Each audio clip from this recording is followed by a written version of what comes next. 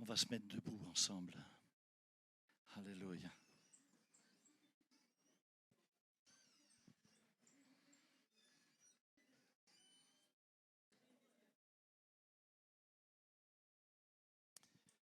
Je veux que vous preniez vos Bibles et on va aller ensemble dans le livre des Nombres au chapitre 3 et on lira ensemble les 4 premiers versets.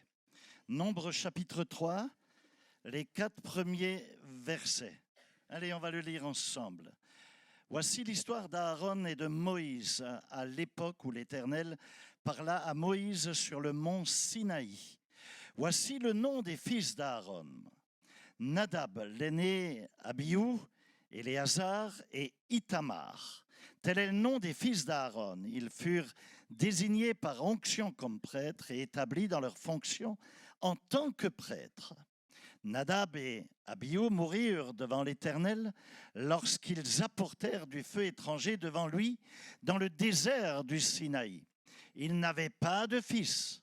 Éléazar et Ithamar officièrent comme prêtres aux côtés de leur père Aaron. On va rester debout. C'est pour tout le monde, même les pasteurs.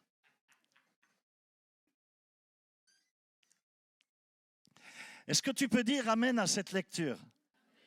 Je voudrais revenir au verset 4. Il est dit, et nous l'avons lu, Nadab et Abihu moururent devant l'Éternel lorsqu'ils apportèrent du feu étranger devant lui dans le désert du Sinaï. Ils n'avaient pas de fils. Éléazar et Ithamar officièrent comme prêtres aux côtés de leur père Aaron. La Bible nous dit qu'ils ont offert un feu étranger. Dis avec moi, un feu étranger. Ok, je voudrais parler au sujet de, non pas mon feu, mais le sien. Alléluia, celui de Dieu. Et c'est ce qu'il nous faut, mes amis. Il va falloir nos pieds, va falloir nos mains, va falloir notre vie, va falloir son feu. Non pas le mien, mais le sien. Amen. Vous êtes là? C'est ce qu'il te faut pour accomplir ta destinée, c'est ce qu'il te faut pour accomplir la vision, c'est ce qu'il te faut pour accomplir, pour survivre, j'ai même envie de dire, à ce moment et pour expérimenter la croissance et la multiplication dans ta vie. Allez, on va fermer les yeux, on va prier un instant. Père, au nom de Jésus-Christ, s'il te plaît, oint et sature ce lieu avec ta gloire, je te prie. Envoie l'onction qui me permet d'enseigner et de prêcher avec puissance, avec autorité, avec efficacité. Et Seigneur, je te remercie d'avance pour ce que tu vas faire dans la vie de tous ceux qui sont là ce matin, cet après-midi, de tous ceux également qui vont nous suivre à travers l'Internet. Seigneur, s'il te plaît, agis à ta manière. Agis, Seigneur, sois libre, cher Saint-Esprit, sois libre au milieu de nous. Tu es le pasteur de cette Église. C'est toi qui est aux commandes de cette œuvre. Au nom de Jésus-Christ, je te remercie, Père, et qu'à toi revienne la gloire. Amen et Amen. Vous pouvez vous asseoir dans la présence de Dieu.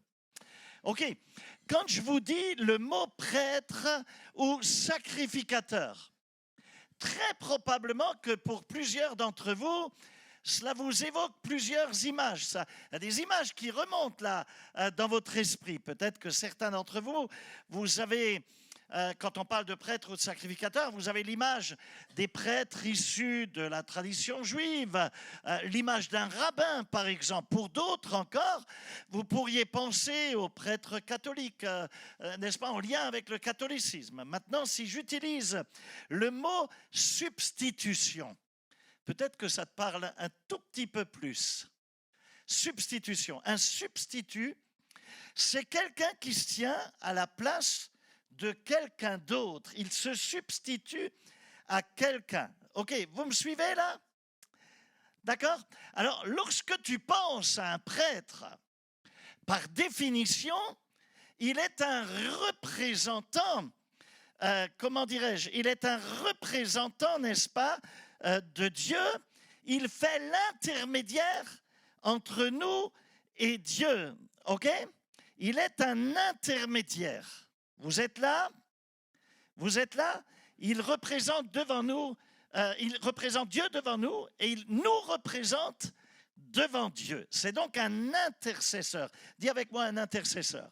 C'est un représentant. Il se tient par procuration. Il n'est pas Dieu, mais il se tient là par procuration pour représenter Dieu dans ce cas. Et de cette manière, il est un intercesseur. Or, la plupart d'entre vous, vous savez qu'à la droite du Père, nous avons un souverain sacrificateur, un souverain prêtre, Jésus-Christ, qui intercède en notre faveur. Oui, vous êtes là?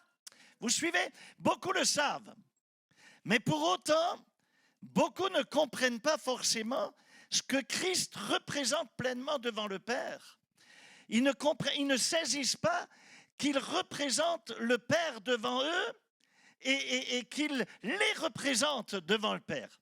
Philippe a dit un jour, un des 12, un des disciples du Seigneur, Philippe a dit, Seigneur, montre-nous le Père, et cela nous suffit.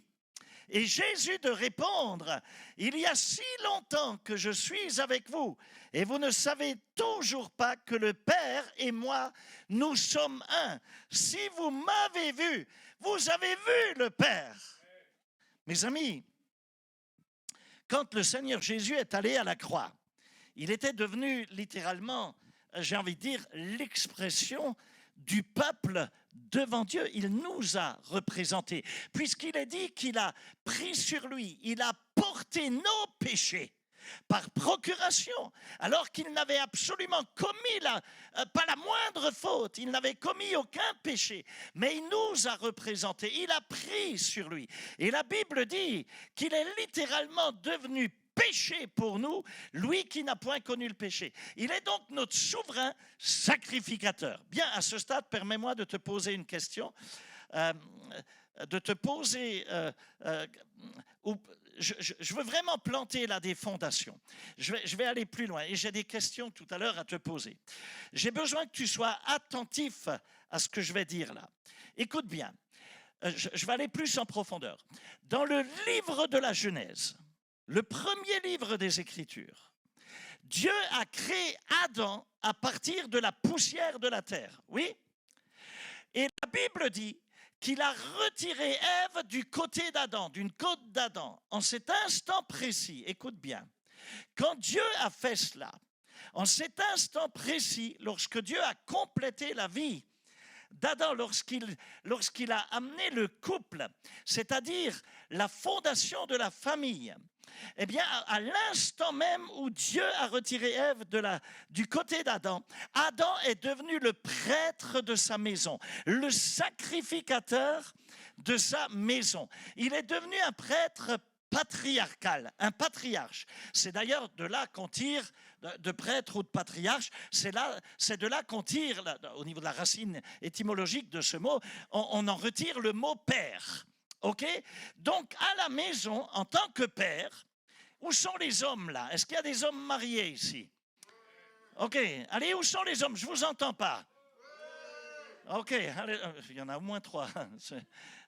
OK, donc à la maison, en tant que père, je dois me tenir comme un prêtre, comme un sacrificateur dans ma maison en intercédant pour ma maison. C'est le rôle de l'homme, c'est le rôle du père à la maison. Là où il n'y a pas de présence paternelle dans la maison, ou là où la présence paternelle est avortée, là où la présence paternelle est diluée, lorsqu'on fuit la présence paternelle, il y aura forcément, automatiquement, un sacerdoce matriarcal qui devra intercéder pour la maison. Si le père ne le fait pas, ça sera à la mère de devoir le faire à ce moment-là, à la femme. Mais en tous les cas, c'est une responsabilité. Partout où il y avait un père, en vérité, il y avait un prêtre. Ça n'a jamais été de la volonté de Dieu que de confier le bien-être spirituel de la famille uniquement à la mère, uniquement à la maman. La Bible dit que Christ est le chef de l'homme, l'homme le chef de la femme. Pas dans le sens d'un chef, dans le sens de la protection, dans le sens de la couverture spirituelle. Et il y a donc là une responsabilité. Normalement, ce n'est pas à la femme de se coucher par terre et d'implorer la grâce. Ce n'est pas à la femme d'être à genoux, c'est à l'homme de le faire. Écoutez, en premier lieu, c'est le père qui doit se tenir sur la brèche. C'est à l'homme à la maison, en tant qu'homme dans la maison, de se tenir sur la brèche. Dieu a dit, je cherche un homme qui se tiendra à la brèche et qui réparera la muraille. Je vais peut-être te dire quelque chose qui va te choquer. Je sais que ce n'est pas très masculin que pour un homme que de pleurer, que de laisser couler des larmes sur son visage. Mais je vais te dire quelque chose, parce on sait être très macho, tu sais, et puis souvent même dans l'éducation, oui, un garçon ne pleure pas, un homme ne pleure pas. Écoute-moi bien, c'est la volonté de Dieu que de le faire. Un homme doit apprendre à pleurer, car en le faisant, tu agis dans la position d'un prêtre, d'un intercesseur pour le bénéfice de ta famille. Et tu vas apprendre à pleurer pour ta famille. Tu vas apprendre à intercéder devant Dieu. Quelqu'un devrait crier Amen à cela. Ok, donc un prêtre, c'est quelqu'un qui se tient par procuration et qui porte nos péchés, qui les apporte devant Dieu. En fait, quand Ève avait péché, je vais vous expliquer quelque chose là. La condamnation au moment où elle a péché, quand elle a cédé au serpent ancien, quand elle a répondu comment dirais-je, à l'attraction du diable, laissez-moi vous dire, quand elle est tombée dans le péché, la condamnation n'est pas venue sur le monde. Parce qu'Ève n'était pas le prêtre, elle n'était pas le sacrificateur de sa maison. Est-ce que vous suivez ? Il aurait donc été possible qu'Ève commette le péché et qu'Adam, en tant que sacrificateur, dans sa maison, offre un sacrifice pour ce péché, et et ça aurait couvert le péché, le plan de Dieu aurait pu continuer. Mais lorsqu'Adam, qui est le prêtre, qui est le patriarche dans sa maison, parce qu'il a participé au fruit défendu, parce qu'il a mordu dans ce fruit défendu, le péché est entré dans le monde, et nous le savons. Le salaire du péché, c'est la mort. Non pas à cause de la femme, mais à cause de l'homme qui devait se tenir là par procuration alors qu'il a démissionné. Il ne l'a pas fait. Et nous savons que quand l'homme démissionne dans les familles, n'est-ce pas, lorsqu'il n'y a plus de père, il n'y a plus de repère. Et c'est ce qui t'explique que tellement d'enfants partent en vrille. Tu les retrouves au pied des cages d'escalier dans les cités, à dealer de la drogue, à partir en vrille, à être dans la débauche, à être dans n'importe quoi. Parce qu'il n'y a plus de repère. Et parce que l'homme ne se tient pas sur la brèche. Donc elle était dans le péché. Et la mort était là. Ève était dans le péché. La mort était là et elle n'avait pas d'homme pour se tenir sur la brèche pour réparer cette faille. Donc il n'y avait personne pour intercéder. Est-ce que vous êtes là? Du coup, Satan a pensé qu'il avait frappé un grand coup jusqu'à ce que Dieu descende, jusqu'à ce que Dieu trouve un agneau innocent, qu'il prenne le sang de cet agneau et qu'il couvre les péchés de cette famille à travers le sang de l'agneau. Et ils ont ainsi pu continuer, n'est-ce pas, à vivre néanmoins et être sauvés à travers le sang. Est-ce que vous me suivez? Maintenant, plus loin, lorsque Dieu a commencé, je vais faire vite, lorsque Dieu a commencé à établir une nation, c'est là qu'il va introduire le sacerdoce. Au début, il y avait une famille, il y avait des familles, et dans chaque famille, il y avait un prêtre, un sacerdoce à travers l'homme. C'était de la responsabilité de l'homme. Mais rappelez-vous que pour aller plus loin, n'est-ce pas? Et le sacerdoce est venu par la tribu de Lévi. Le nom Lévi, il signifie être attaché, être connecté à Dieu. Et lorsque les enfants d'Israël étaient en captivité en Égypte, tu découvres que, donc, ils ont été déportés. C'était les premiers esclaves dans l'histoire de l'humanité. Ils se sont tapés 400 ans d'esclavage. Écoute bien, c'est juste incroyable. Et donc, quand ils étaient en captivité en Égypte, et ce n'était pas une sinécure, ils ont pris des coups. Laisse-moi te dire, Pharaon était toujours en retard d'une pyramide. Ils n'avaient pas le temps de faire Shabbat, ils n'avaient pas de répit. Ils étaient vraiment dans un esclavage excessivement dur. Maintenant, quand ils étaient donc en Égypte, là, tu découvres que justement parce qu'ils étaient sous pression, ils ne pouvaient plus offrir de sacrifice. Ils ne pouvaient plus exercer la prêtrise, la sacrificature.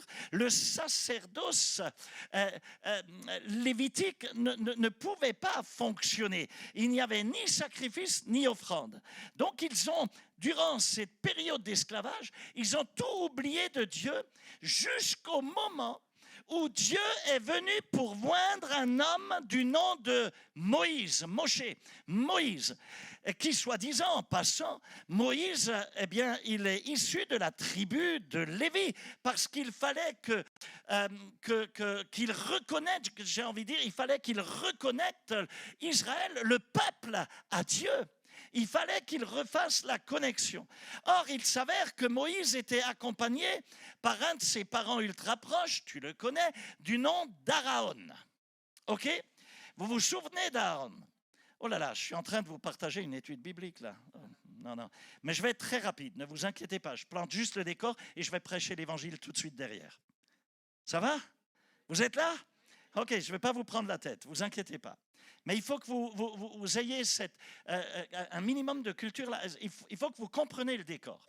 Aaron était donc l'assistant de Moïse.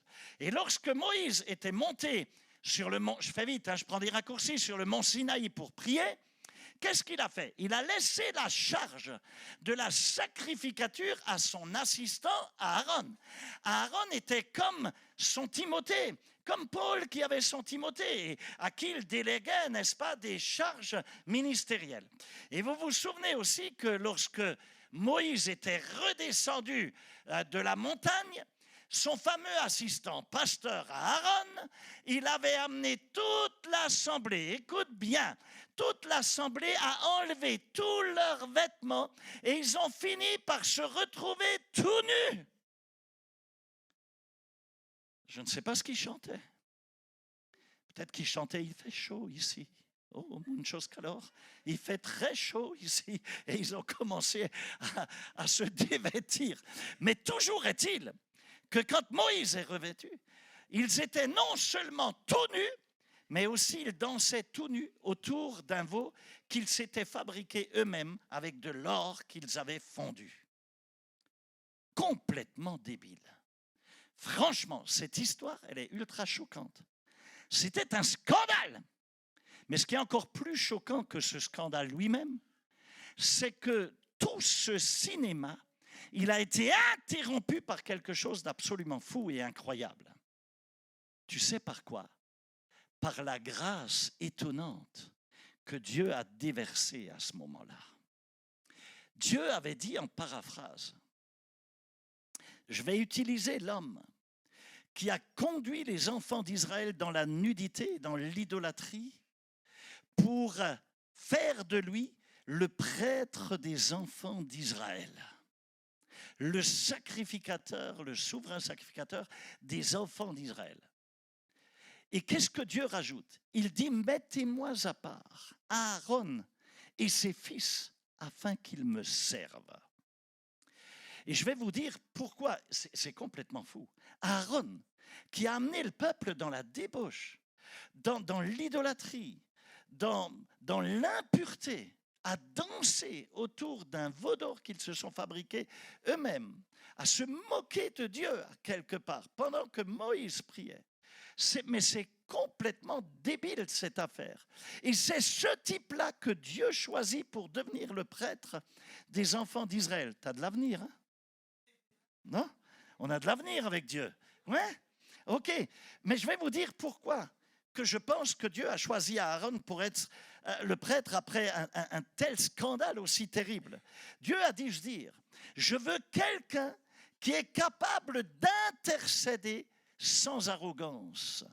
Je veux quelqu'un, dit Dieu, euh, euh, comment dirais-je, qui est capable de comprendre le peuple et qu'on éloigne tous ces intercesseurs qui sont souvent davantage des commères que des intercesseurs, qui portent en eux l'arrogance de la condamnation, qui ont une bouche remplie de jugement à l'égard d'un tel ou d'un tel, etc., etc. Et Dieu dit, je veux quelqu'un qui intercède avec compassion face aux infirmités, face aux échecs, face aux erreurs de mon peuple. Quelqu'un qui n'est pas arrogant, qui ne regarde pas les autres de haut, qui ne les prend pas de haut, mais qui vient devant ma face, en pleurant, en représentant le peuple, en gémissant pour le peuple, en aimant le peuple. Et donc Dieu a choisi Aaron pour devenir ce souverain sacrificateur. Ouh là là, je ne prêche pas encore, mais je vais y venir. OK. Donc, après le temps d'esclavage en Égypte, Dieu dit, je vais établir le sacerdoce. Et il va le faire avec Aaron. Avant l'Égypte, il y avait juste un prêtre établi par famille. Mais rappelez-vous qu'en sortant d'Égypte, Israël est entré en tant que famille en Égypte, mais ils en sont sortis en tant que nation.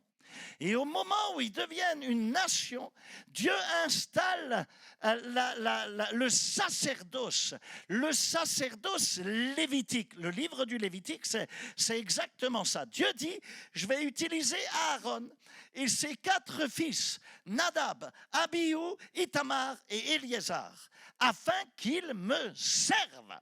Comprends, lorsque Dieu a appelé Aaron, il a aussi appelé ses fils avec lui, sa famille avec lui. Cela signifie que les fils sont là grâce à l'appel de leur père. Et uniquement grâce à l'appel de leur père. Les fils sont là uniquement grâce à l'appel de leur père. Et tellement souvent, tu sais, on cherche à vouloir... Je me suis fait cette réflexion. Quelquefois, on cherche à vouloir rouler les mécaniques à paraître. Mais on oublie que nous sommes là juste que grâce à la bénédiction de la paternité, grâce qu'à la bénédiction de nos propres pères spirituels. C'est une question d'honneur là qui est en jeu. C'est aussi là que Nadab et Abihu, maintenant écoute bien, c'est aussi là que Nadab et Abihu sont partis pour offrir un sacrifice pour les enfants d'Israël. Ils sont donc allés jusqu'au tabernacle de Moïse. Et dans le tabernacle, c'était leur job. Et dans le tabernacle, il y avait 3 parties. Dans le tabernacle, il y avait la partie extérieure, il y avait un lieu saint et le lieu qu'on appelle le lieu très saint. Le parvis extérieur, c'était la cour. Ce n'était pas couvert. Il n'y avait pas de tente là. Et c'est là qu'il y avait l'autel d'airain, la cuve d'airain. C'est sur l'autel qu'on offrait les sacrifices. Et la cuve d'airain, elle servait aux prêtres pour se laver. C'est là que se lavaient les prêtres. Et ensuite seulement, après s'être lavés, après qu'ils avaient égorgé les animaux, qu'ils les avaient sacrifiés, etc., c'est qu'après s'être lavés à la cuve qu'ils ont pu entrer dans la tente. La première partie de la tente, c'était ce qu'on appelait le lieu saint. Tu y trouves là, entre autres, à la table des pains des propositions, tu y trouves l'autel des parfums, etc. Et ensuite, derrière, il y avait un épais rideau, un voile, et derrière cet épais voile se trouvait ce qu'on appelle le lieu très saint. Mais tu pouvais franchir ce rideau qu'une seule fois par an. C'est un rideau très épais. C'était le jour des expiations. Et au jour des expiations, tu verras que le souverain sacrificateur lui-même pouvait entrer et offrir des sacrifices et des prières à Dieu. Et dans sa main, le souverain sacrificateur, il portait ce qu'on appelle un encensoir. Et dans cet encensoir, il y mettait du parfum, de la fragrance qui était en feu, qu'il avait pris sur l'autel des parfums. Et cet encensoir dégageait donc, puisqu'il brûlait, le parfum brûlait, il dégageait une fumée qui était parfumée. Et c'est d'ailleurs de là que vient l'image de nos prières qui montent comme un parfum de bonne odeur devant Dieu. Hello, vous êtes là? C'est de là que cela vient. Le problème, c'est que Nadab et Abihu, ils ont décidé d'entrer dans le lieu très saint sans prendre du feu de l'autel des parfums. Vous entendez ce que je dis? Ils n'ont pas pris le feu sur l'autel des parfums. Ils ont fabriqué leur propre feu pour se présenter devant Dieu. Et boum, Dieu l'a rejeté.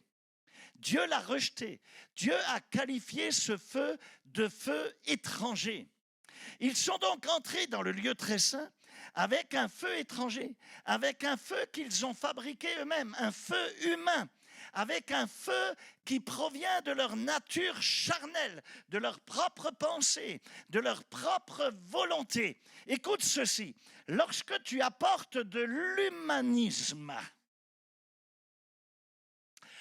lorsque tu apportes de l'humain, du charnel dans la sainteté du Dieu vivant, et que tu essayes de faire accepter à ce qui est saint, ce qui vient de l'humain, ce qui vient du charnel, automatiquement Dieu le rejette parce qu'il n'accepte que ce qui vient de lui. Il n'accepte pas de ce qui est fabriqué de l'homme. Il accepte que ce qui vient de lui. Regarde, je te donne un exemple. Le premier roi d'Israël, je fais juste une parenthèse, le premier roi d'Israël n'a pas tenu.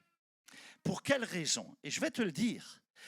Lorsque Samuel a oint Saül, il a pris une fiole fabriquée par de la main humaine, une fiole, une bouteille qui était remplie d'huile, et il l'a oint d'huile. Il n'a pas tenu, il a dégagé. Arrive David. David ne sera pas oint.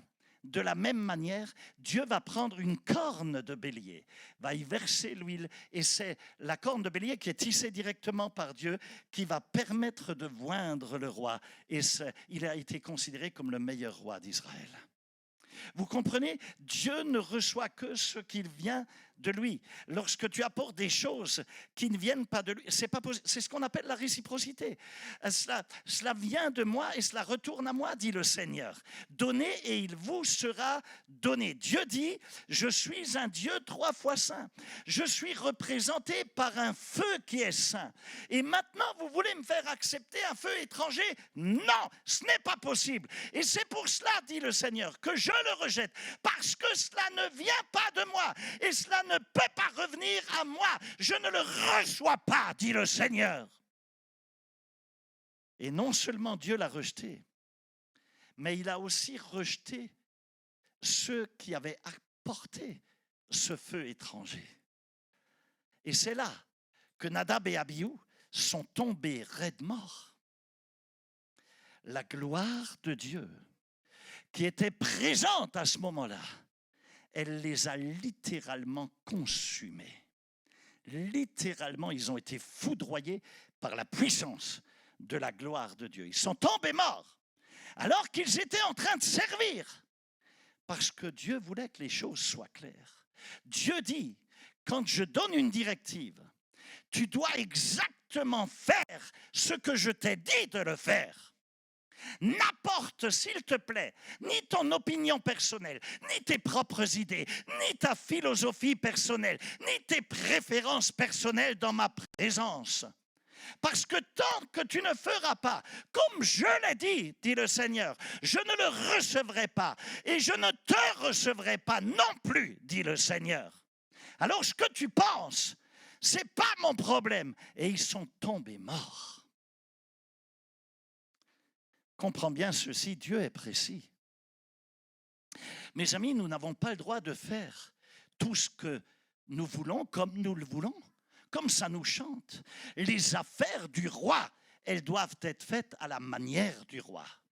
Tu sais, je vais te dire quelque chose. Un des grands problèmes de bien des églises actuellement, c'est que nous apportons beaucoup trop de nos propres opinions dans la maison de Dieu.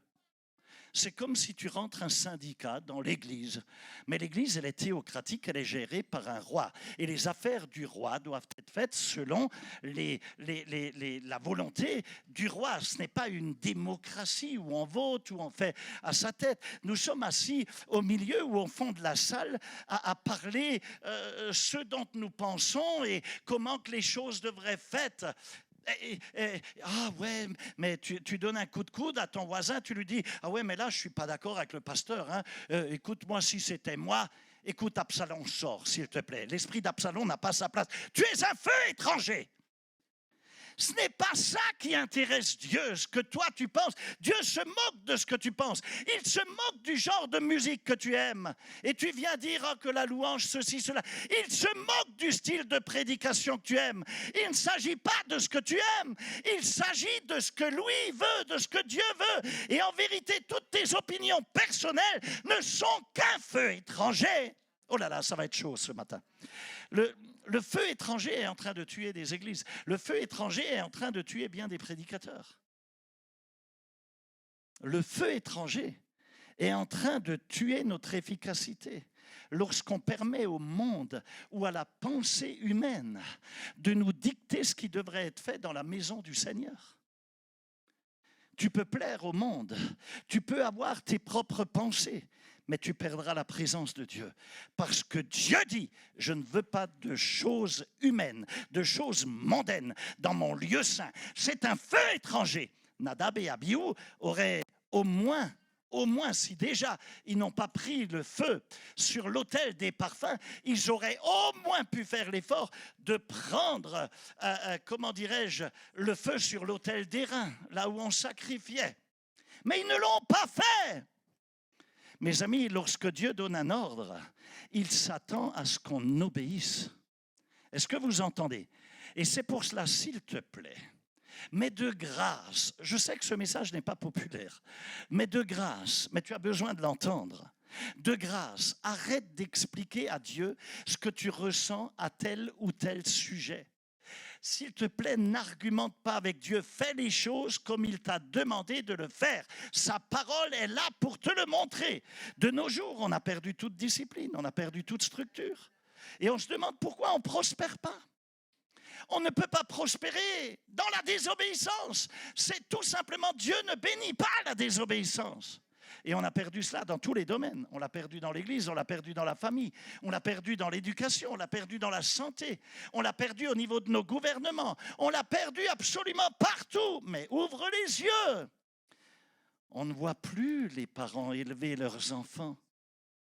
En tant que parent, aujourd'hui, tu es là à conseiller l'enfant, à négocier avec l'enfant.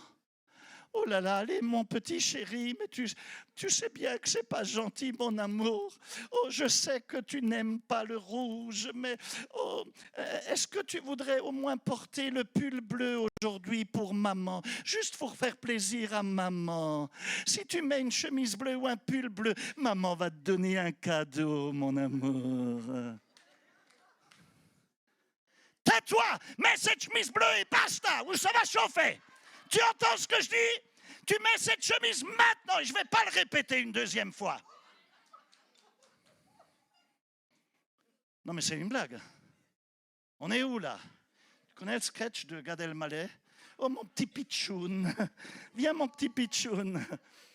Et puis t'as Gad Elmaleh qui dit chez moi au Maroc, c'est où je t'en colle une si tu ne bouges pas tout de suite. Non mais c'est une blague. Je ne vais quand même pas convoquer un conseil d'administration pour savoir, mon petit chéri, ce que tu veux manger à midi. Aujourd'hui, c'est du poisson qui sera cuisiné. Et tu ferais mieux de mettre ce morceau de poisson dans ta bouche.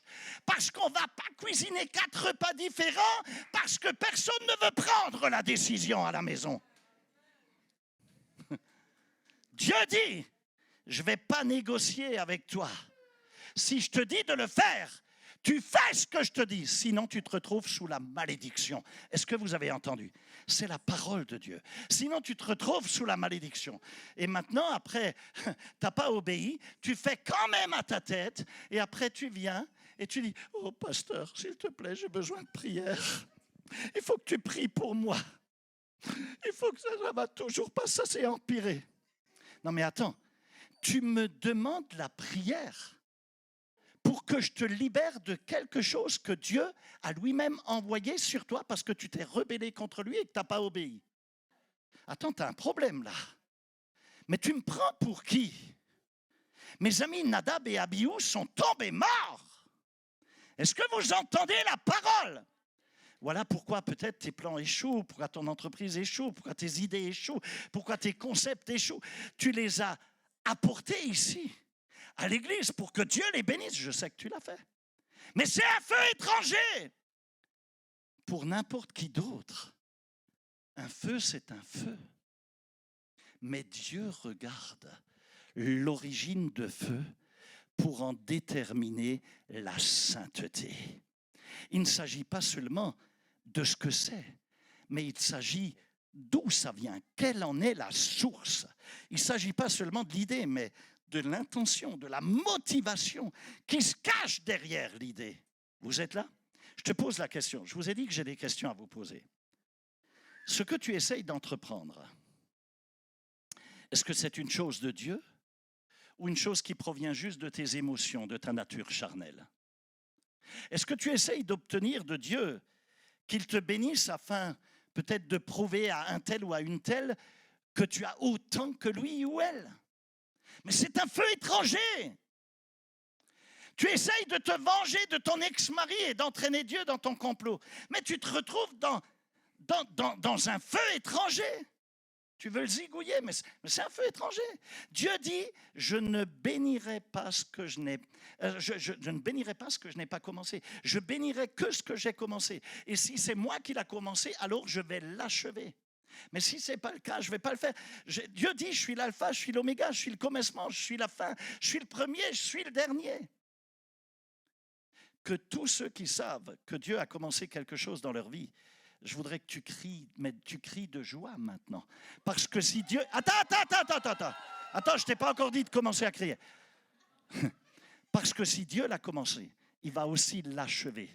Alors si Dieu a commencé quelque chose dans ta vie, tu peux te réjouir. Alors tu devrais crier très fort. Tu sais quoi? Nadab et Abihu, ils avaient leur propre feu. Ça signifie donc qu'ils avaient leur propre agenda. Tu es avec moi? Ils avaient leur propre programme. Ils ont apporté leur agenda dans la présence de Dieu en essayant d'obtenir que Dieu bénisse leur propre volonté. Attends. Et tu sais ce qui s'est passé? Ils sont tombés morts. Et non seulement Dieu nous dit qu'ils sont tombés morts, mais il nous dit aussi pourquoi ils sont morts. Il dit qu'ils sont morts parce qu'ils ont offert un feu étranger. Je pose encore une question. Qu'y avait-il de si étrange dans ce feu? Qu'y avait-il de si étranger dans ce feu? Je vais te le dire. Tout simplement, ce feu ne venait pas de Dieu. Ce n'était pas la pensée de Dieu, c'est tout. C'est la seule chose. Il ne venait pas de Dieu. Ce n'était pas dans la volonté de Dieu. Ce n'était pas dans l'ordre, dans l'obéissance à Dieu. Mes amis, cela ne peut jamais venir. Le feu de Dieu, le vrai feu, il ne peut pas venir de la vengeance. Tu ne peux pas venir à Dieu et lui demander de bénir une vengeance. Cela ne peut pas naître de l'envie. Cela ne peut pas naître de la jalousie. Mais tu comprends où je vais en venir? C'est bizarre, on dirait que ça devient silencieux ici dans cette salle. Tu viens avec toutes sortes d'agendas que tu continues d'apporter à Dieu en essayant d'obtenir qu'il bénisse ce qui est déjà maudit. C'est un feu étranger. Comment tu veux qu'il le bénisse? Tu essayes de me prouver quelque chose. Tu le fais avec un feu étranger. Tu essayes de te venger, feu étranger. Tu cherches à rouler les mécaniques, à être important, à te prendre, à regarder les autres d'en haut. Feu étranger. Tu as besoin d'être reconnu, tu as besoin qu'on te caresse dans le sens du poil. Feu étranger. Tu veux être vu, feu étranger. Et touche quelques personnes autour de toi, s'il te plaît, et dis-leur, moi je veux le feu de Dieu, je veux son feu à lui, non pas un feu étranger, je veux son feu. Allez, dis-le à quelques personnes autour de toi. Dis-leur, dans ma maison, je veux son feu. Dans mon mariage, je veux son feu. Dans mes finances, je veux son feu. Dans mon corps, je veux son feu à lui. Dans mon avenir, je veux son feu. Je vais te dire quelque chose. Moi, je ne me soucie absolument pas de ce que toi, tu veux. Parce que peut-être que tu es venu à l'église parce que tu cherches une petite amie ou un petit ami. Un homme, une femme. Mais nous, ceux qui ont compris, nous sommes venus à l'église parce qu'on veut son feu. Donne-moi ton feu, Seigneur. Donne-moi ton feu, Seigneur. J'ai soif de ton feu, Seigneur. Oh, alléluia! Jesus! Je me rappelle lorsque, juste après ma conversion, très rapidement, ça date, c'est pas d'hier, c'était en 1988. Et très rapidement, 15 jours après ma conversion, j'étais baptisé, rempli du Saint-Esprit. 15 jours plus tard, je me suis fait baptiser d'eau. Et je me souviens très bien quand la pression du Saint-Esprit, très rapidement dans ma vie chrétienne, a commencé à me faire sentir l'appel à le servir. Je sentais que Dieu voulait me mettre à part. Je me souviens, c'est comme si c'était hier, je me souviens lui avoir simplement demandé ceci: Seigneur, est-ce que cet appel m'est réellement destiné? Parce que je ne veux rien de ce qui n'est pas de toi.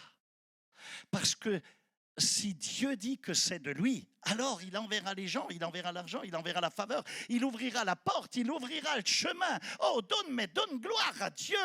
Oh, alléluia. Touche 3 personnes. Dis-leur, il faut que ce soit son feu. Il faut que ce soit son feu. Il faut que ce soit son feu. La Bible dit: sur cette pierre, je bâtirai mon église et les portes du séjour des morts ne prévaudront point contre elle. Il faut que ce soit son feu. Il faut que ce soit son feu. Dieu dit: je purifie les motivations. Je purifie tes motivations, les motivations de ton cœur, parce qu'il faut que ce soit mon feu qui te remplit, dit le Seigneur. Il faut que ce soit son feu à lui, mes amis. Oh, alléluia. Si c'est le feu de Dieu, alors la provision vient. Si c'est le feu de Dieu, alors la faveur vient. Si c'est le feu de Dieu, alors le miracle s'en vient. Hey, je voudrais que tu t'arrêtes juste un instant et que tu lui donnes gloire. S'il te plaît, je sens la gloire de Dieu qui est là. Oh, lève les mains, lève les mains, lève les mains, lève les mains. Et dis-lui: donne-moi ton feu, Seigneur. Baptise-moi de ton Saint-Esprit et de feu, Seigneur. Allez, dis-le lui: baptise-moi de ton esprit et de feu. Mes amis, ça ne peut pas être la volonté humaine, ça ne peut pas être l'intellect, ça ne peut pas être parce que j'ai un diplôme dans tel ou tel domaine, cela ne peut pas être parce que les gens disent que j'ai une tête de prédicateur, cela ne peut pas être parce que quelqu'un veut que je me lance en affaires. Il faut que ce soit son feu, il faut que ça vienne de lui. Est-ce qu'il y a quelqu'un ici qui brûle pour quelque chose dans sa vie? Écoute. Chaque fois que tu fais quelque chose avec ton propre feu, ça finit par mourir. Tout ce qui vient de toi et qui n'est pas béni par Dieu, c'est Nadab et Abihu. C'est un feu étranger. Tu sais, peut-être que tout le monde t'avait dit de ne pas l'épouser, hein? Mais comme tu es têtu, tu n'as pas voulu écouter ton pasteur, ni ton leader, ni personne d'autre, ni même tes parents, tu l'as quand même épousé. Et regarde maintenant, quelque temps plus tard, où ton feu t'a conduit. Aujourd'hui, tu pleures. Oh, j'ai besoin de prière. Il est devenu méchant. Oh, il me trompe, il me fait... Et ton couple part en vrille. Mais on t'avait dit de ne pas le marier. Pourquoi tu n'as pas écouté? Tu t'es placé sous un feu étranger. Écoute bien, il faut absolument que tu apprennes à te tenir loin de ton propre feu charnel. Tes sentiments, tes émotions te trompent. Ton sentiment. Fais attention à cela. Combien d'entre vous ont déjà été brûlés par leur propre feu?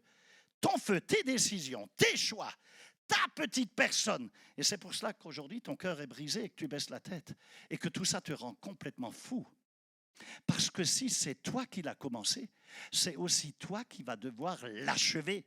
Mais si c'est Dieu qui l'a commencé, Alors je me moque complètement du nombre de sorcières qui essayent de me détruire. Je me moque du nombre de haineux qui essayent de me cracher dessus et de me tuer. Je me moque du nombre de voisins qui essayent de me détruire. Je me moque du nombre de marabouts consultés pour essayer de me piailler, de m'entraîner dans des saloperies. Oh mon Dieu, mais je sens la gloire de venir là ce matin. Mais je sens la gloire de Dieu venir sur ce lieu. Donne une louange folle à Dieu. Élève ta voix. Mais élève ta voix. Église, ce matin, je ne vais pas terminer ce message par une simple conclusion. Je veux qu'on termine ce message par une rencontre. Parce que Dieu ne parle pas du feu sans qu'on lui demande le feu. On ne prêche pas sur le Saint-Esprit sans laisser au Saint-Esprit la liberté d'agir. On ne dénonce pas le feu étranger sans demander le feu authentique. Est-ce que tu es OK avec cela? Vous allez être remplis de feu, d'esprit et de feu. Je sens dans mon esprit que Dieu ne veut pas seulement nous informer. Il veut aussi nous visiter, nous remplir, nous embraser, nous baptiser de son feu et de son esprit. Combien de personnes dans cette salle peuvent dire « Seigneur, je ne veux pas repartir comme je suis venu ». Combien? Mais je veux être rempli du Saint-Esprit et de feu. Combien le veulent ce matin? Combien veulent repartir avec le feu de Dieu? Si c'est ton cri, je veux que tu te mettes debout et que tu élèves les deux mains. Les deux mains vers le ciel. Allez. Et dis à haute voix. Allez, tu lèves les mains. Et dis à haute voix, Seigneur, remplis-moi. Seigneur, visite-moi. Seigneur, baptise-moi du Saint-Esprit et de feu. Allez, on va le dire encore une fois, plus fort, je ne vous entends pas. Seigneur, remplis-moi. Seigneur, visite-moi. Seigneur, baptise-moi de ton esprit et de ton feu. Je veux parler à ceux qui ont faim et soif. Je veux parler à ceux qui savent qu'ils ne peuvent pas continuer à vivre juste une vie chrétienne sèche. Je veux parler à ceux qui sont fatigués. Fatigués d'avoir l'apparence d'un chrétien mais sans la puissance. Fatigués d'avoir le langage de parler comme un disciple mais sans l'onction. Fatigués d'avoir qu'une religion sans le feu. Fatigués d'avoir que des habitudes religieuses mais sans sa présence. Bien-aimé, écoute-moi. Le Saint-Esprit de Dieu, ce n'est pas un concept. Ce n'est pas une émotion passagère. Ce n'est pas juste un courant religieux. Le Saint-Esprit est Dieu. Il est vivant, il est saint, il est sensible, il parle, il convainc, il console, il équipe, il remplit, il transforme, il donne de la puissance. Jésus a dit, vous recevrez une puissance, le Saint-Esprit survenant sur vous. Non pas une théorie, non pas un symbole, non pas une culture, non pas une puissance juste comme ça, comme de l'électricité, non. Cette puissance, elle est ici, c'est Dieu lui-même, c'est la personnalité de Dieu qui est là. Le Saint-Esprit est une personne, on peut l'attrister. Je le redis, la puissance de Dieu est là, Dieu est là au milieu de nous. Je ne crois pas qu'on soit venu simplement ici pour entendre juste une bonne prédication, non. Mais je crois qu'on est là pour vivre, pour expérimenter un déversement d'esprit et de feu qui vient directement du ciel, qui vient du cœur de Dieu. Mais avant qu'il y ait le feu, écoute ce que je dis, il doit y avoir un autel. Le feu tombait sur les autels. Et ton autel que Dieu veut, c'est ton cœur. C'est ton cœur. Dieu cherche l'autel de ton cœur. Et pour qu'il y ait un déversement sur ta vie, il doit donc y avoir de l'abandon. Avant qu'il y ait le remplissage, il doit y avoir de la consécration, de l'engagement. Je voudrais que tu fermes les yeux là où tu es. Ne cherche pas ce que l'autre peut ressentir à côté de toi. Ne cherche pas à le savoir. Je veux que tu te places juste devant Dieu et commence à lui dire, Seigneur, sonde-moi. Seigneur, purifie-moi. Arrache de moi tout feu étranger. Arrache de moi toute ambition charnelle, tout orgueil, toute impureté. Arrache de moi au nom de Jésus-Christ toute résistance, toute rébellion, toute double vie. Arrache de moi tout ce qui attriste le Saint-Esprit dans le nom de Jésus. Allez, ouvre ta bouche et dis-lui, Seigneur, pardonne-moi. Pardonne-moi pour toutes les fois où j'ai voulu faire ton œuvre avec mes propres forces. Pardonne-moi pour toutes les fois où j'ai voulu produire un feu que toi seul peux donner. Pardonne-moi, s'il te plaît, pour les compromis. Pardonne-moi pour ma tiédeur. Pardonne-moi pour mes pensées impures. Pardonne-moi pour mes méchantes paroles, mes paroles mauvaises. Pardonne-moi, s'il te plaît, pour mes résistances intérieures. Pardonne-moi pour les choses que je n'ai jamais totalement abandonnées, alors que j'aurais dû, il y a bien longtemps déjà, le faire. Parle à Dieu, dis-lui encore, ô Dieu, crée en moi un cœur pur. Renouvelle en moi un esprit bien disposé. Oh, ne me retire pas ton Saint-Esprit, s'il te plaît, Père, au nom de Jésus. Ne me laisse pas vide. Ne me laisse pas sec, ne me laisse pas froid, ne me laisse pas être un religieux, un pharisien pourri. Oh, je veux le vrai feu, je veux ton feu, Seigneur. Et maintenant, au nom de Jésus, on va renoncer à tout feu étranger. Dis-lui, je renonce à mon orgueil, je renonce à la manipulation, je renonce à l'apparence, je renonce à la religiosité, je renonce à tout ce qui ne vient pas de toi, Seigneur. Je renonce à tout esprit qui a occupé une place dans ma vie, qui aurait dû revenir au Saint-Esprit et à lui seul. Je renonce à la peur, je renonce à l'incrédulité, je renonce à la honte, je renonce à toute forteresse intérieure qui veut empêcher que le feu de Dieu brûle en moi. Dis encore au nom de Jésus-Christ, je déclare que ma vie n'appartient plus à la confusion, et que ma nature charnelle n'a plus de pouvoir.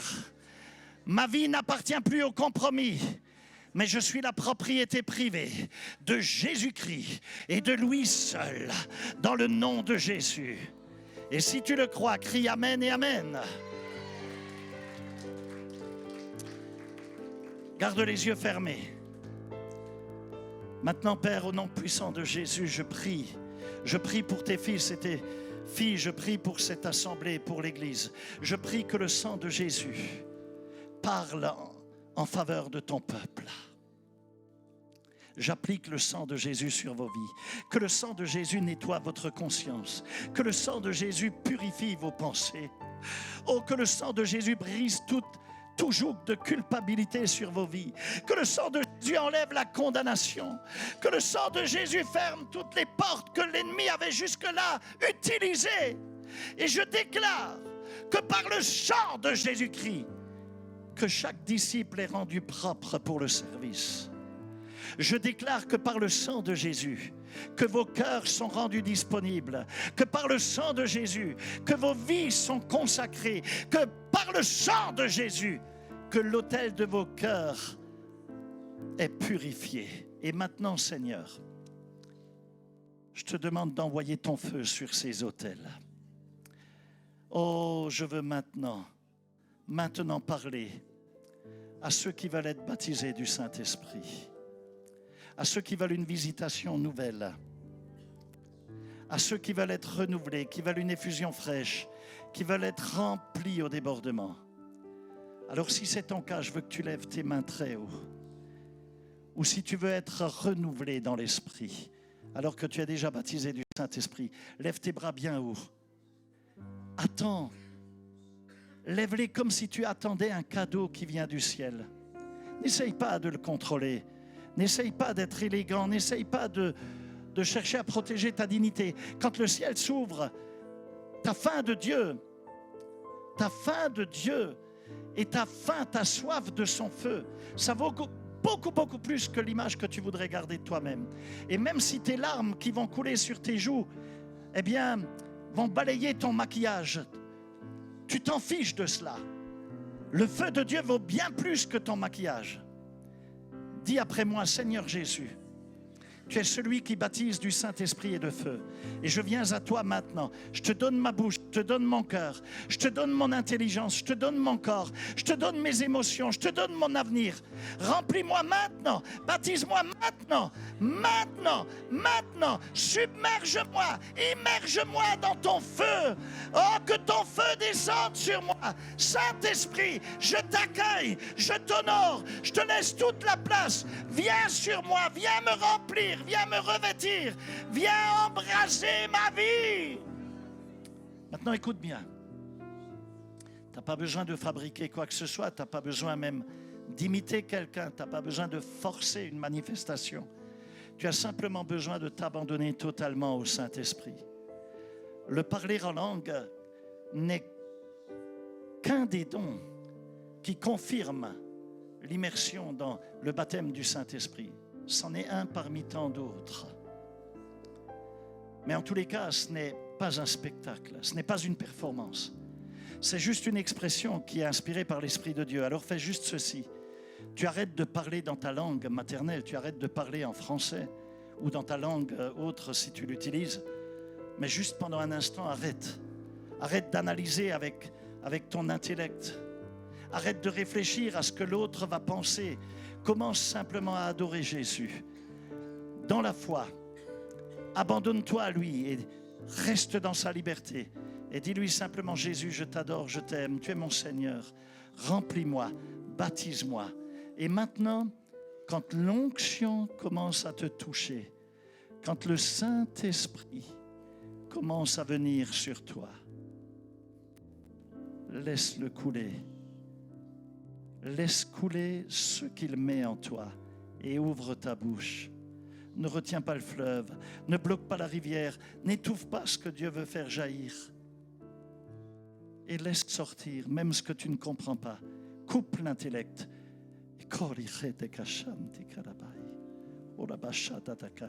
Je prie maintenant que des langues nouvelles soient libérées. Je prie qu'une adoration inspirée par l'Esprit se lève.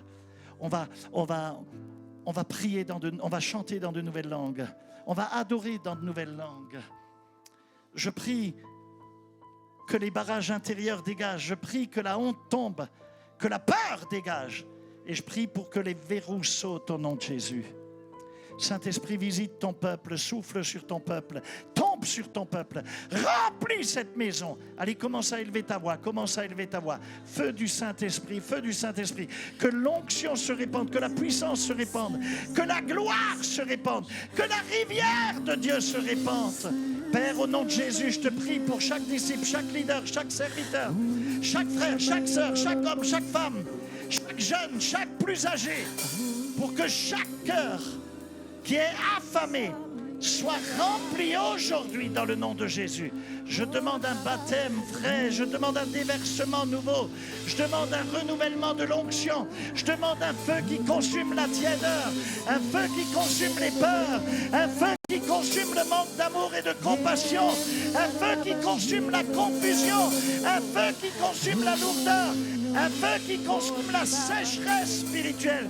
Au nom de Jésus, que les vies soient remplies de la présence de Dieu. Que les bouches soient ouvertes, qu'elles soient embrasées. Que les yeux spirituels s'ouvrent. Que les oreilles spirituelles s'ouvrent. Que les mains soient chargées de puissance. Que vos corps soient couverts de la gloire de Dieu. Je déclare que la sécheresse s'est terminée. Je déclare qu'il n'y a plus de stérilité, ni physique, ni spirituelle. Je déclare qu'il n'y a plus de ministère sans feu, qu'il n'y a plus de service sans la présence de Dieu. Je déclare qu'il n'y a plus de ministère sans puissance et sans onction. Mais au contraire, Seigneur, tu envoies ton feu sur les disciples, sur les couples. Oh, restaure les couples, répare les couples. Touche ta fille Aurélie aujourd'hui. Touche son couple aujourd'hui. Envoie ton feu, brûle les ténèbres. Guéris ce couple. Seigneur, guéris cette famille. Que le feu tombe sur les maisons, sur les cellules, sur les temps d'intercession, sur l'évangélisation, sur la prédication, sur la louange, sur les intercesseurs, sur les leaders et sur toute nouvelle génération qui se lève. Au nom de Jésus, je déclare que tu ne quitteras pas ce lieu vide, ni sec, ni froid, que tu ne partiras pas comme tu es venu. Je déclare que la marque de l'Esprit de Dieu vient sur ta vie. Je déclare que le Saint-Esprit se saisit de ta bouche, qu'il réveille les dons dans ta vie. Je déclare qu'il met le feu à l'autel de ton cœur. Je déclare que certains, vous allez prier comme jamais vous n'avez prié. Je déclare que certains vont adorer comme jamais ils n'ont adoré jusque-là. Je déclare que certains vont annoncer l'évangile avec une hardiesse, un courage nouveau. Je déclare que certains vont recevoir une visitation qu'ils ne sont pas prêts d'oublier. Que tout joug ou blocage spirituel soit brisé dans le nom de Jésus. Tout esprit d'étouffement est brisé. Toute résistance est brisée. Toute oppression qui a voulu éteindre la flamme est brisée au nom de Jésus-Christ. Et maintenant, si tu crois que Dieu t'a touché, commence à le louer, ne demande plus. Lève les mains, garde les yeux fermés, ouvre la bouche, commence à le louer. Loue-le pour le feu, pour la visitation, pour ce qu'il est en train de te remplir. Et commence à laisser sortir de nouvelles langues. Loue-le avec ce qu'il accomplit. Oh, Jesus! Loue-le pour ce qu'il va faire après ce culte encore. Merci Seigneur pour ton feu, pour ton esprit, pour ta présence. Tu nous remplis, tu nous embrases. Seigneur, la maison de chacun ici ne sera plus jamais la même. Oh, le ministère des uns des autres ne sera plus le même. Leur prière ne sera plus la même. Leur vie ne sera plus la même. Oh, Jesus, Jesus, Jesus. Allez, commence à le louer dans de nouvelles langues. Laisse sortir.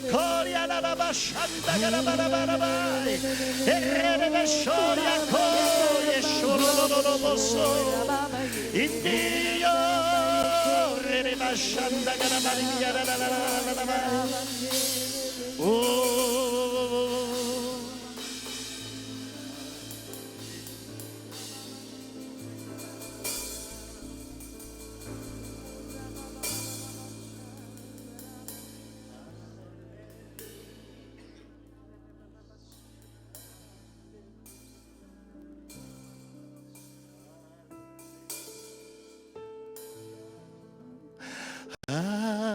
Alléluia, Alléluia,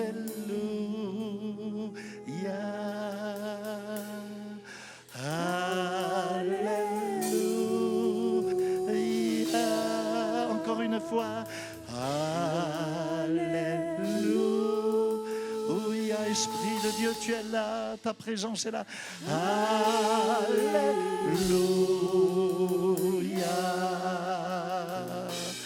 Alléluia.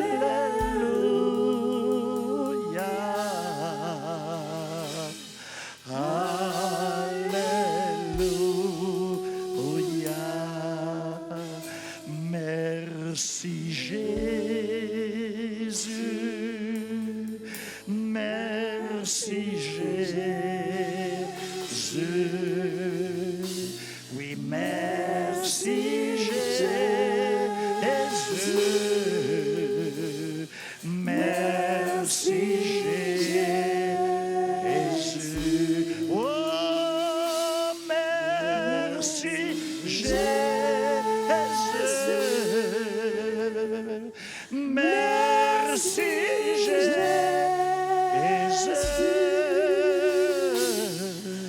Merci Jésus. Merci Jésus. Dans de nouvelles langues. Oh, Yashara. Endoya. Laisse sortir des paroles qui ne viennent pas de toi. N'aie pas peur. Laisse-le te remplir. Laisse-le te remplir. Ora bakashindo gorobisi karabai. Eriarabashindo riakasonde kiridi beshiri. Ondaria. Eribagashandi kiribisando goroboshai. Erieso. Oriendoshi. Candos. Shadanamai. Kadosh Ende. Sanda garamana marama imbarabashor ya garabashindi gribishindi gribibisi arabashada baraba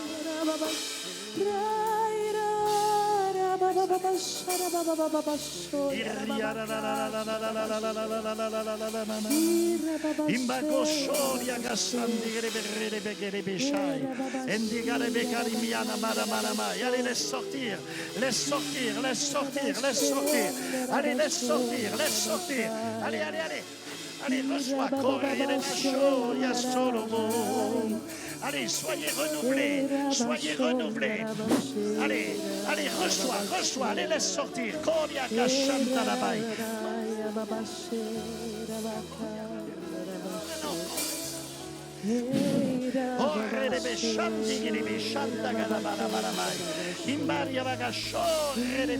Sois renouvelé, sois renouvelé. Oh, Yaga. Oh, plus, c'est là. Allez, comment. Oh, la machine laisse sortir, laisse sortir. Reçois. Allez, laisse sortir. Ouvre la bouche, c'est toi qui vas parler. Prends 2-3 mots et laisse sortir le reste.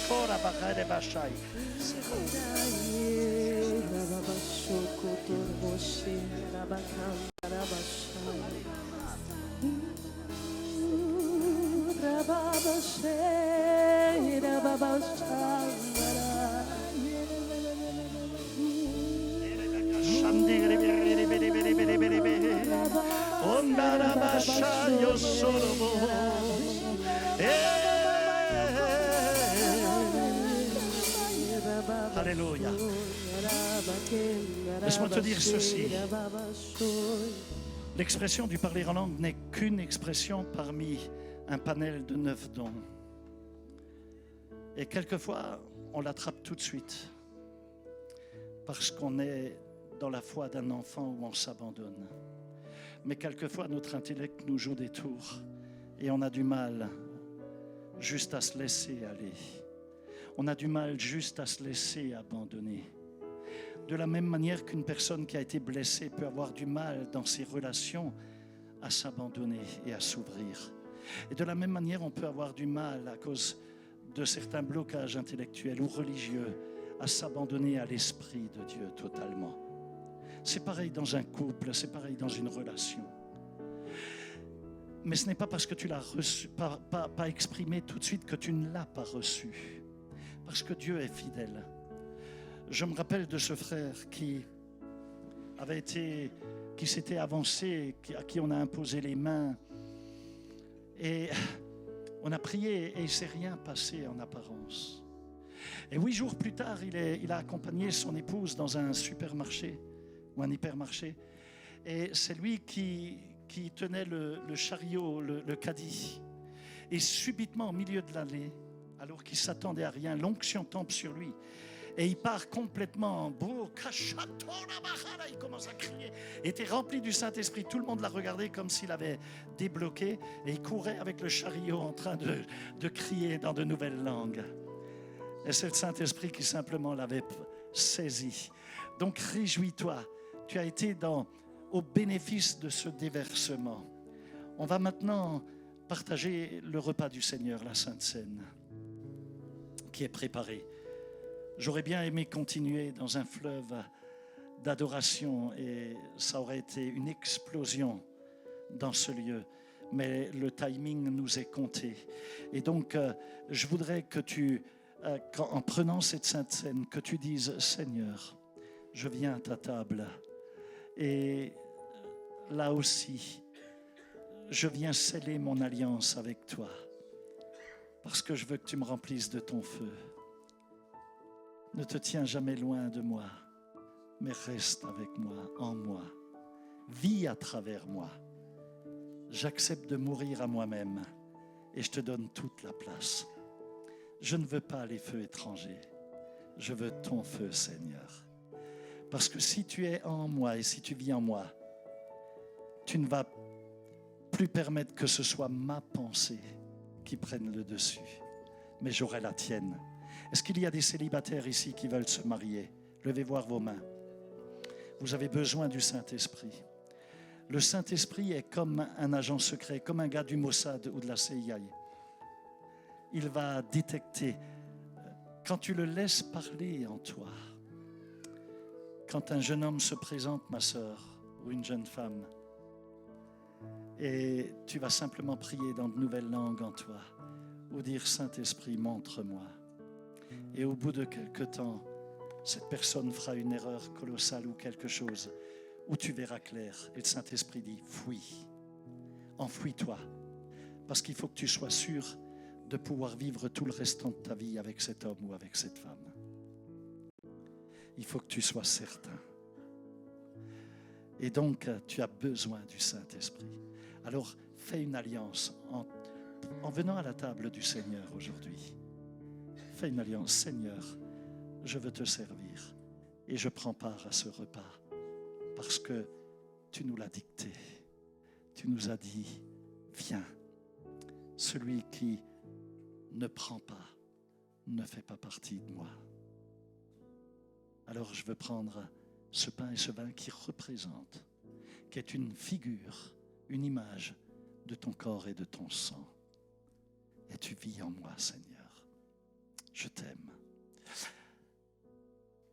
Pasteur Rico, tu vas prier pour le pain. Et je vais demander à... Ensuite, j'ai vu Jessie, elle est où? Elle ne doit pas être loin. J'aurais voulu que Jessie prie pour le vin. Allez.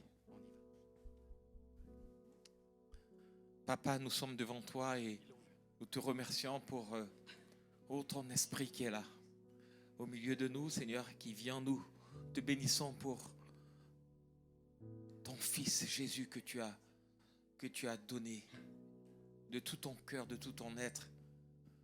Seigneur, tu as vécu, tu as manifesté ton amour au milieu de nous et tu t'es sacrifié pour nous. Et c'est ton corps meurtri à la croix, ton corps blessé, fouetté, Seigneur, que nous voulons prendre par ce pain, symbole de ton corps. Merci de bénir ce pain et que ceux qui, Seigneur, prendront part à ton repas soient touchés par ta présence, Seigneur.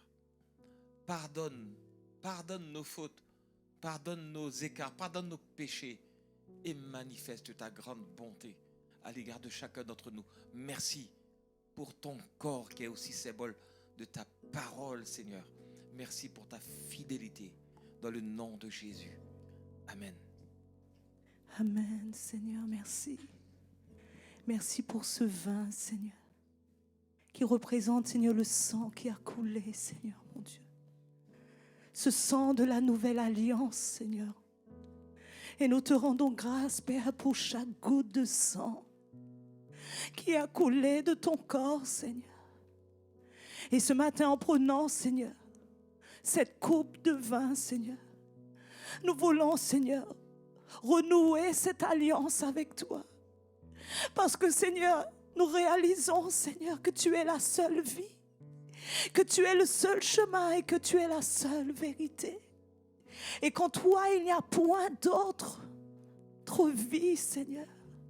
Alors ce matin, je déclare, Seigneur, que lorsque nous allons prendre ce vin, la vie qui est dans ton sang, Seigneur mon Dieu, coule dans chaque ADN, dans chaque artère, dans chaque veine.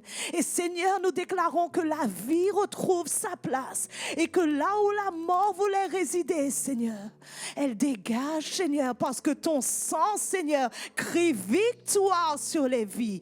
Et Seigneur, nous renouons cette alliance parce que tu es Dieu et que ton sang, Seigneur, est plus que vainqueur.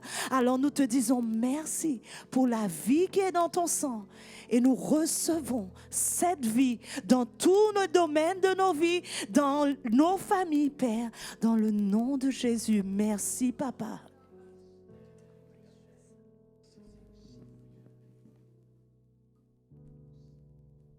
bien, on va venir prendre le pain et le vin. On va venir se servir. Que le nom du Seigneur soit béni. Et pendant ce temps, la louange va nous conduire dans un chant.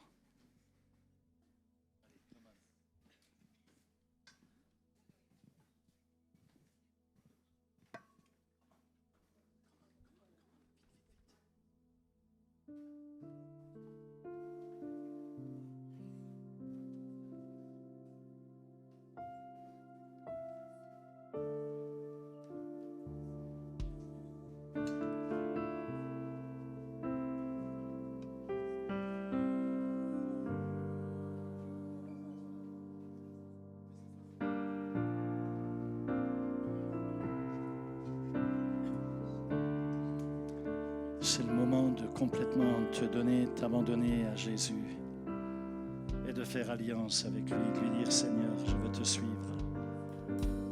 Je scelle ce nouveau commencement où je renouvelle ma marche avec toi. Je viens totalement à toi.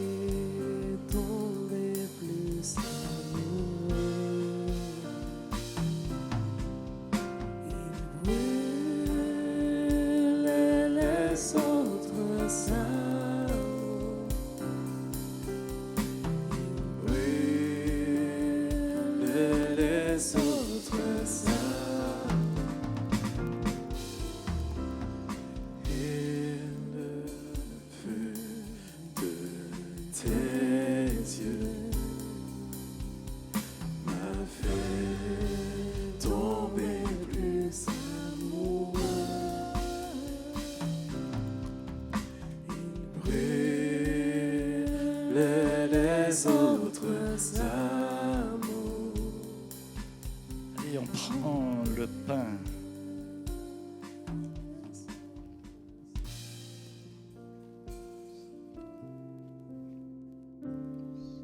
Merci Seigneur. Et on prend également le vin. Merci Jésus. Et tu es conscient qu'il y a une alliance entre toi et lui. Et la parole dit, si Dieu est avec toi, alors qui sera contre toi? Si Dieu est avec toi, qui sera contre toi? Merci Jésus. Tu dois le croire de tout ton cœur. Amen. Que le nom du Seigneur soit béni.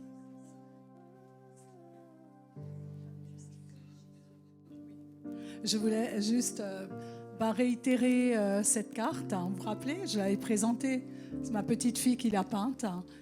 Et ça correspondait exactement au verset de 1 Jean 5, 6. L'eau et le sang à la croix.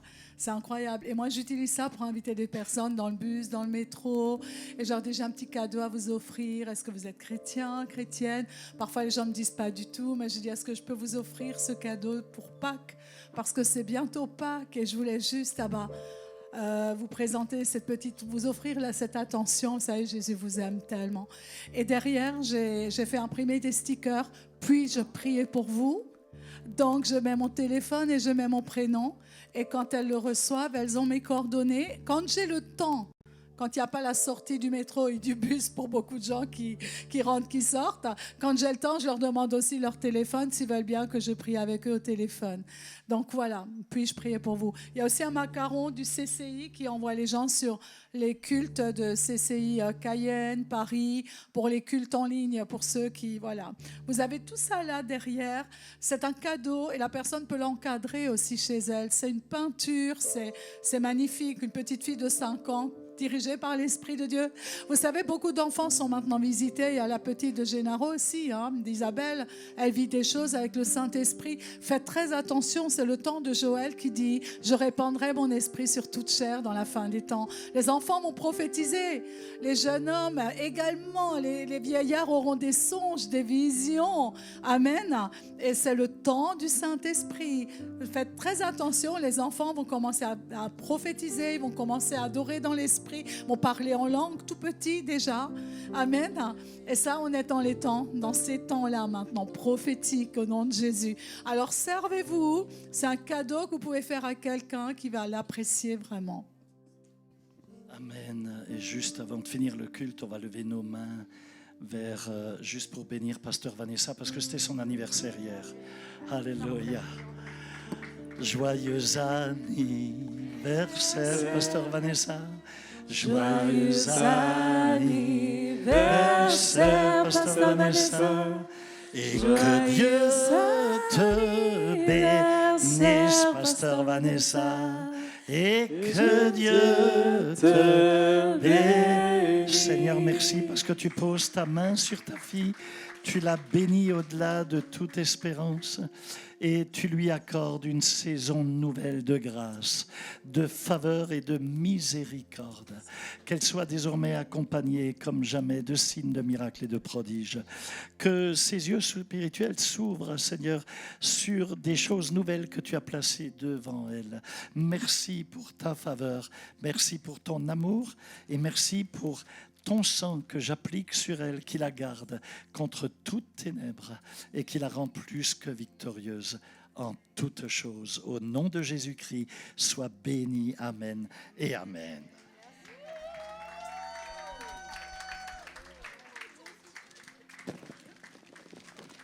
Gloire à Jésus. On m'a volé mon pupitre.